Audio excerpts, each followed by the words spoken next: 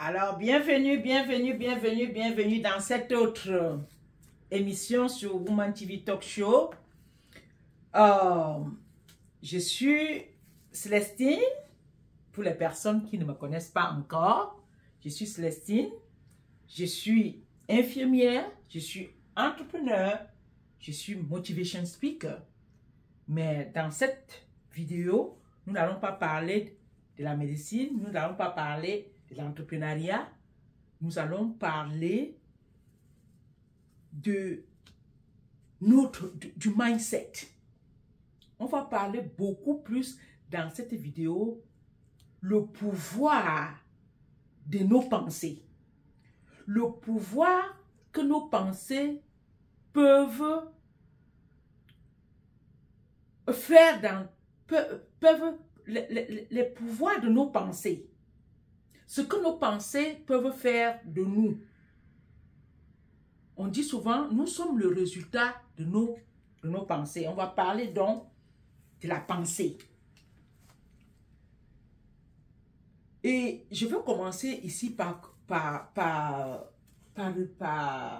vous rappeler ou alors parler de cette histoire, une histoire de la Bible avec l'enfant prodigue.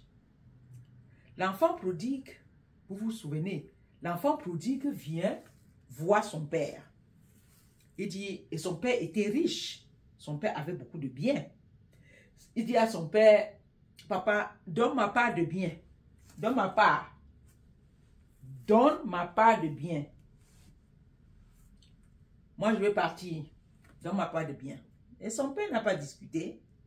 Son père n'a même pas posé la question que pourquoi. Un enfant qui vient te dire, donne ma part de biens. Comme s'il avait travaillé avec toi.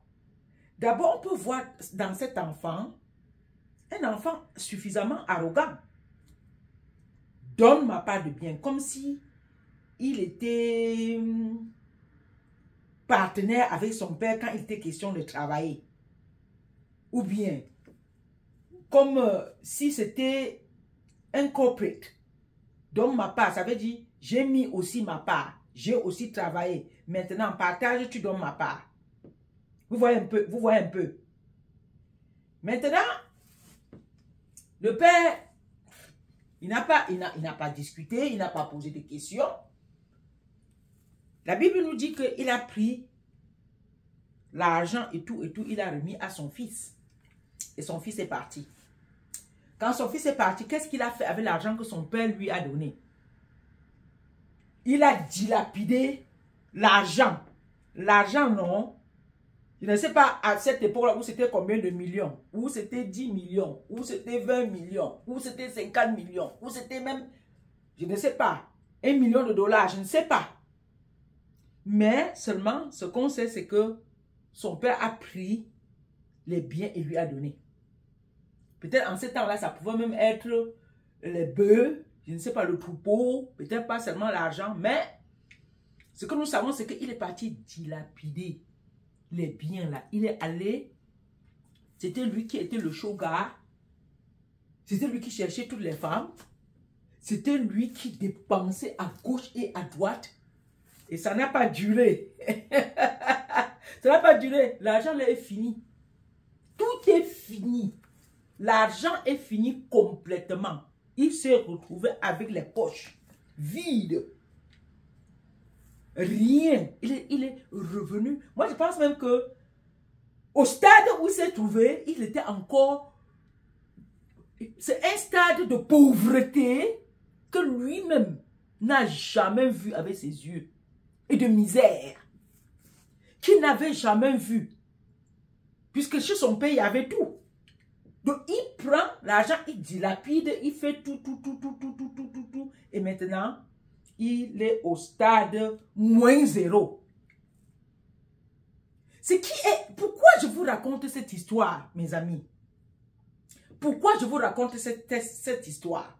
Je vous raconte cette histoire parce que quand tu regardes donc le parcours de cet enfant qui parle l'enfant prodige, tu vois qu'il a tout perdu. Oh!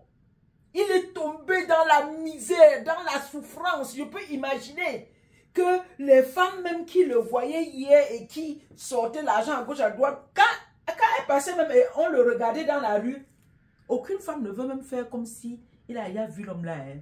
Tu passes très vite. Quoi?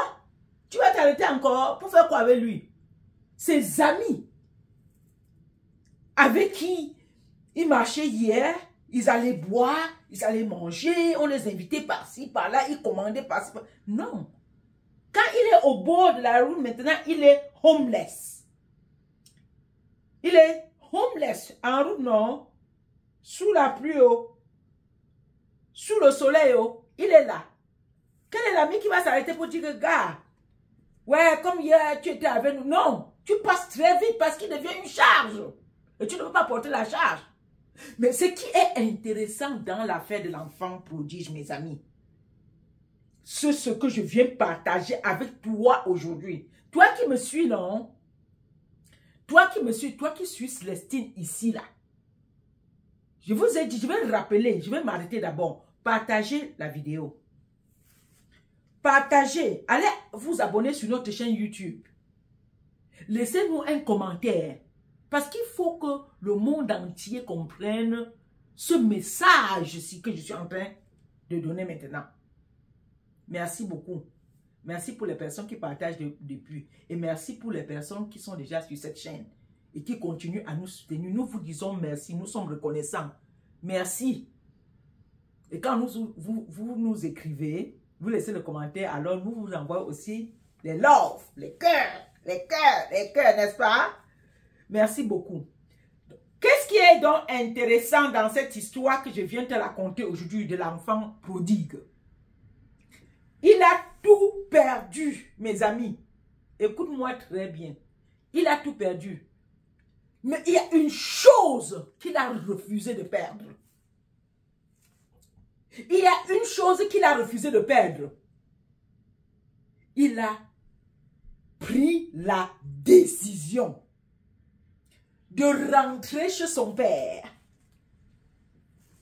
Il est resté, il a vu que sa situation était chaos, que c'était mauvais, la misère était de trop. Même manger, il ne pouvait pas manger. Même boire, il ne pouvait pas boire. Même là où mettre sa petite tête la nuit, il ne pouvait pas. Il a dit, attends un peu. Je pense que mon père est encore là. Je pense que mon père est encore là. Je vais rentrer le voir. Je vais rentrer voir mon père. Je vais rentrer voir mon père. Je ne peux pas continuer à rester dans la Russie. Souffrir. Sous la pluie, sur le vent. Misère après misère. La souffrance a atteint son apogée. Non! Je dois rentrer. Je dois rentrer chez mon père. Je dois rentrer chez mon père, même si c'est comment. Je dois sauf que rentrer chez mon père. J'aime cette expression des Camerounais. Je vais rentrer chez mon père. Et nous tous, du moins pour des personnes qui ont déjà lu cette histoire, c'est là où c'est intéressant. Voilà le point intéressant. Le retour chez son père. La décision d'abord de rentrer chez son père. La honte n'était plus une affaire qu'il peut même, il s'en fout de la honte. Oui. Oh, on va dire que quoi, maman? C'était plus ça. Le gars souffrait en temps réel. Il était en train de lire jusqu'à... Il lit des jours et des nuits, lisez-leur. C'était pas le temps de dire que si je rentre comme ça, qu'est-ce que mon père va me dire? Et mes frères, ils vont me regarder comment? Et ma soeur, maman, les gens du quartier vont dire que le gars là, il est encore venu ici. Non, c'était pas le moment de dire ça. Il devait prendre une décision et une seule. C'était de rentrer voir son père. Et ce qui est encore intéressant, il dit, même si je rentre voir mon père et il me demande maintenant de laver même les cochons, moi je vais laver les cochons. Pourquoi? Parce que pendant que je vais laver les cochons, on va apporter la nourriture du cochon. Moi-même, je vais profiter de la nourriture là. Vous écoutez ça, mes amis? Je vais profiter de la nourriture du cochon. Mais il fallait bien prendre une décision. Pourquoi je dis tout ceci de l'enfant prodigue? Parce que à un certain moment de la vie, mes amis, beaucoup d'entre nous peuvent se trouver à ce point-là, peuvent vivre ce que l'enfant prodigue a vécu quand il a dilapidé. La maladie peut te faire vivre ce genre de moment où tu te sens complètement déboussolé. Il y a la maladie. Quand tu es malade, là, tu peux encore faire quoi? Tu ne produis pas. Tu deviens la charge. Tu perds tout. Il y a des moments comme ça qui peuvent arriver dans nos vies. Il y a des personnes qui sont nées sur cette thèse. Ils ne connaissent pas leurs parents. Ils ne connaissent pas leurs parents. Ils ne connaissent même pas là où ils sont nés. Ils sont ici sur la terre, ici avec nous. Il y a des personnes qui ont progressé jusqu'à un certain niveau de leur vie, qui ont eu une vie bien stable, mais à un moment donné sont chutés tellement low. Il y a des personnes qui étaient hier tellement haut dans leur situation, que petit à petit, ils sont tombés. Aujourd'hui, on ne parle plus d'eux. Mais c'est là où, moi, Célestine, je viens. Je viens ici parce que j'ai une bonne nouvelle pour toi.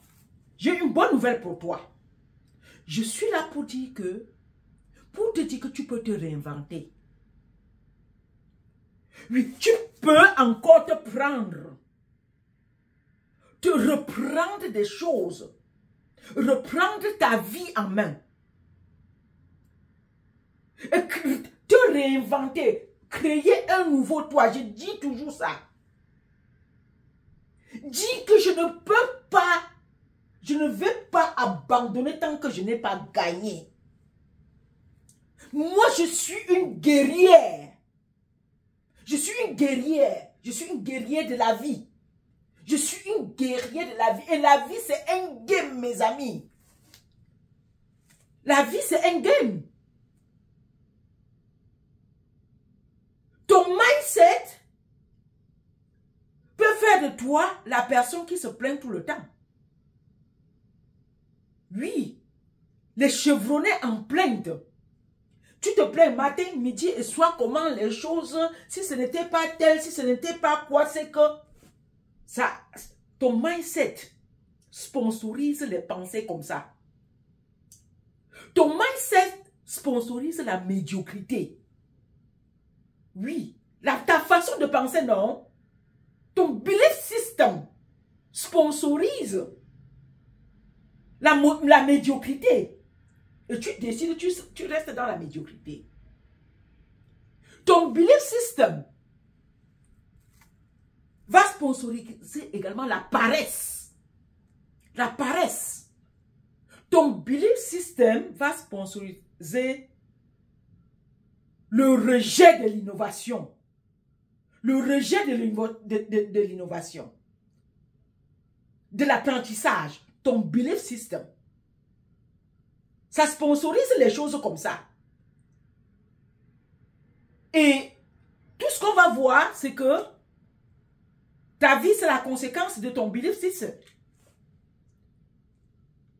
De ta croyance, de ton système de croyance. Oui. Si tu es malade aujourd'hui et que tu commences dans ton système de croyance à dire « je suis guéri », c'est une expérience qui marche, mes amis. On ne parle pas seulement. Je suis guéri, je suis en bonne santé. Quel que soit le rapport des docteurs, quels que soient les résultats des examens, Quel que soit ce qu'on a dit, c'est vrai, j'ai vu, j'ai mal, mais dans ma tête, au fond de moi, je me porte très bien. Et tu le dis tous les jours. Tu le dis de toute ton âme et de tout ton cœur.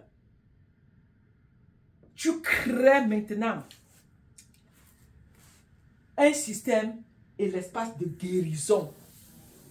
L'espace de guérison. Et ça marche avec tous les aspects de la vie. Quel est ton belief system? Quel est ton belief system? Ton belief system continue à te rappeler comment tu es né des parents qui n'étaient pas mariés. Donc, pour toi, tu ne vas pas te marier. Et pour toi, tu es né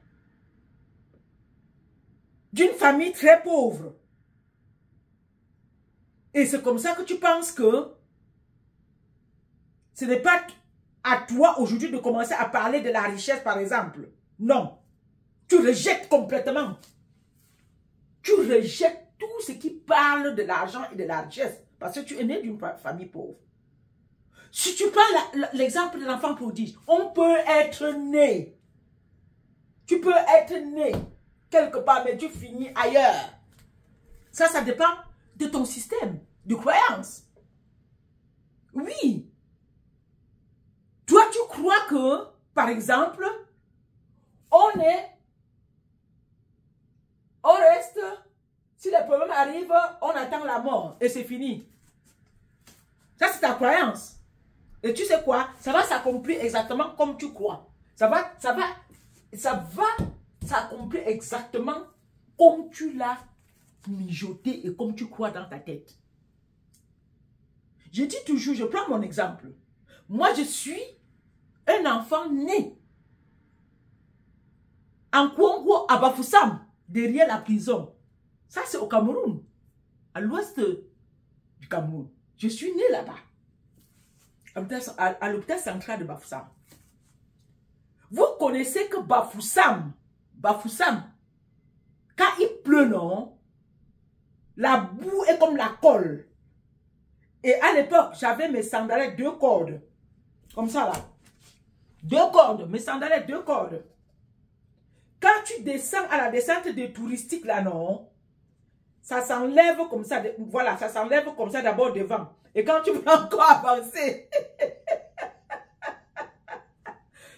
l'autre corde aussi s'enlève. Et vous savez ce qu'on faisait? Quand ça s'enlève comme ça, tu prends seulement les 2 pieds. Tu arrêtes en main. Et qu'est-ce qui va se passer? Tu vas marcher dans la boue, là. C'est ce que nous on faisait. Et comme j'étais au collège Saint-Thomas à l'époque, quand tu arrives maintenant, avant d'arriver au collège, il y a la boue. C'était dur. Il y a la boue sur ta petite jupe plissée. Ma jupe était plissée. Et on portait le bleu ciel pour le haut et le bleu nuit pour le bas. Mes amis, je pars de là. Je pars de là. Donc quand tu vas parler de la souffrance, ne dis pas, tu parles aujourd'hui parce que tu es aux États-Unis. Que je suis né ici aux États-Unis. Si je suis derrière cette caméra aujourd'hui et que je t'inspire, je suis derrière cette caméra aujourd'hui et que je t'encourage, je suis derrière cette caméra aujourd'hui et je veux te pousser. Moi, c'est mon rôle. C'est de te pousser. C'est de te dire, lève-toi. Lève-toi, tu peux encore recommencer. Ce n'est pas fini, mon ami. Tant que tu n'as pas gagné, ce n'est pas fini. Lève-toi. Prends ta tête haute. Et tu peux recommencer. Et tu peux vivre au lieu de survivre. Sur tous les plans de ta vie. Voilà pourquoi je suis derrière cette caméra aux États-Unis pour te parler. Je pars de Bafoussam et avec beaucoup des échecs aussi, et puis des victoires, et puis des échecs, et puis les problèmes de ma vie me montrent, ça me descend. Maintenant, je suis ici, derrière cette caméra aux États-Unis, et je te parle. Je pouvais abandonner. Si tu as abandonné, c'est que tu n'as pas le message d'aujourd'hui. Donc, je t'encourage, toi aussi, qui me suit, de ne pas abandonner, de te lever. Quel que soit ton âge, quelle que soit la position que tu occupes dans la vie, quelle que soit ta position géographique, tu es au nord, tu es au sud, tu es en Chine, tu es en Amérique du Nord, tu es en Afrique, tu es n'importe où, tu peux recommencer encore ta vie. Change tes pensées, change tes pensées. Commence à écouter des vidéos sur Woman TV Talk Show comme celle-ci. Écoute aussi même d'autres vidéos sur la motivation. Et je vous dis, lisez. Quand je dis de lire, je le dis. Lisez. Lisez. Prends du temps à lire. Oui. Il y a certains d'entre nous, on achète les habits, on jette. On achète ceci, c'est plein dans nos maisons, on n'arrive même pas à marcher, on n'a aucun livre. Lis même et écris. Et lis à haute voix. Ça va te permettre de commencer à mettre des bonnes choses. Mettre des bonnes choses qui vont t'aider à te réinventer. Oui, et comme ça, tu seras la meilleure version de toi-même.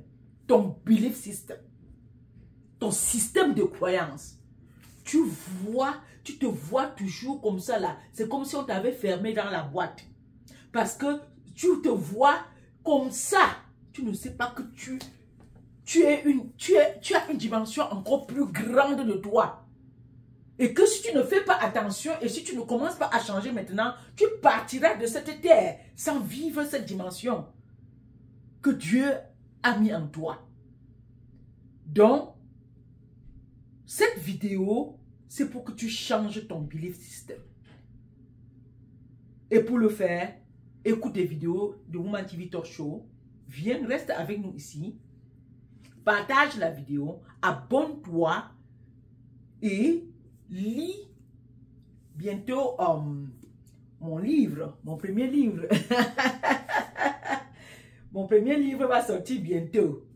Et en attendant aussi, on est en train de projeter une conférence tout sur le Cameroun. Donc, restez connectés à nous et on va vous informer au fur et à mesure. Merci infiniment de nous suivre. Comme je vous dis, tu ne peux pas rester et puis penser que tout est fini. Si vous êtes de passage, donc, à Douala, nous avons des appartements meublés de haut standing à 5 minutes de l'aéroport. Également, nous faisons dans le transport des colis de la Chine pour le Cameroun et du Cameroun pour la Chine. Si tu es ici et tu me suis, non? Tu me suis, mes amis, et tu es sur le Cameroun, tu es une commerçante au Cameroun qui doit acheter ces choses à Guangzhou. En 48 heures, nous te livrons. Achetez à Guangzhou. En 48 heures, nous vous livrons vos paquets à Douala. Nos bureaux sont à Ange Raphaël.